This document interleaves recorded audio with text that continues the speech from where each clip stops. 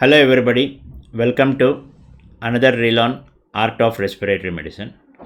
Many of the residents who have just passed out in their practice, they commonly ask me, Sir, we are seeing patients who are suspected to have ILD.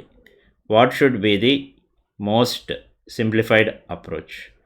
Now I am going to tell you an approach that you should always have in your mind when you are dealing with a patient suspected to have ILD.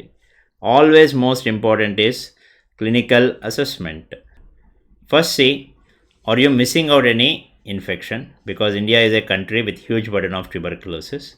A patient with ILD generally will have progressive dyspnea, dry cough. And in India, exposure history is very important, not just dust, birds. Occupation is important, molds, and there are many drugs which can also cause ILD. Don't forget about COVID history. I have seen many patients who had COVID previously later being diagnosed as ILD. Autoimmune features. CTD ILD is also a big chunk. See whether there are any joint pains, Raynaud's phenomena, rash, and it actually requires any rheumatologist opinion. And usual smoking and biomass exposure.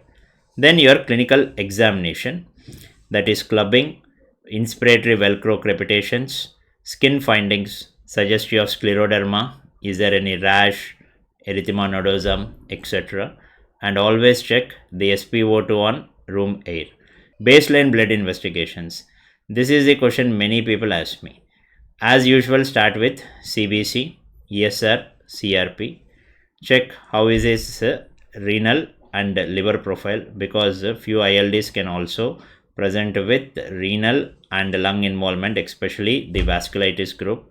And if you think there is possible CTD related disease, ANA, rheumatoid factor, anti-CCP should be your basic panel.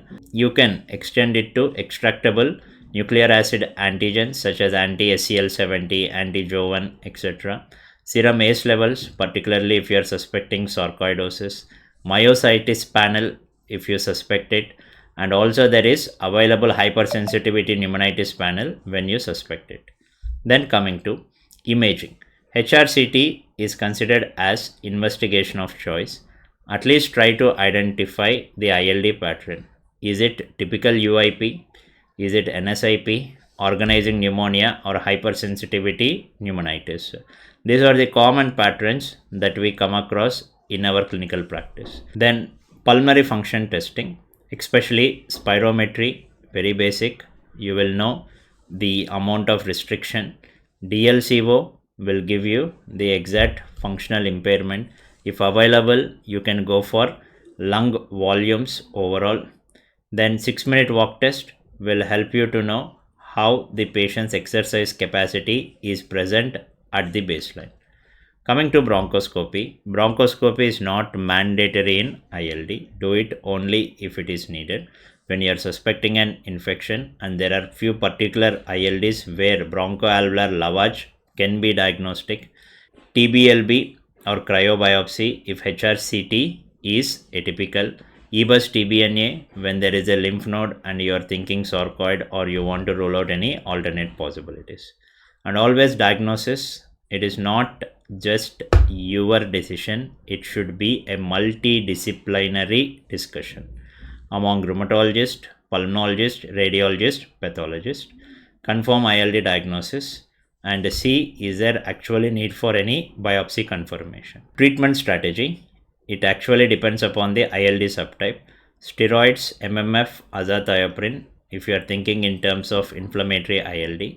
Antifibrotics in IPF and also fibrosing ILDs. Rituximab, cyclophosphamide in progressive connective tissue disorder related ILD. Monitoring, PFTs generally 6 months. HRCT, you can take it after 1 year or if there is any clinical worsening in between. And always educate the patient regarding the side effects. This is a simplified pulmonology practice protocol that I have designed for ILD. Anybody wants this version as a PDF, you can always message me. Thank you.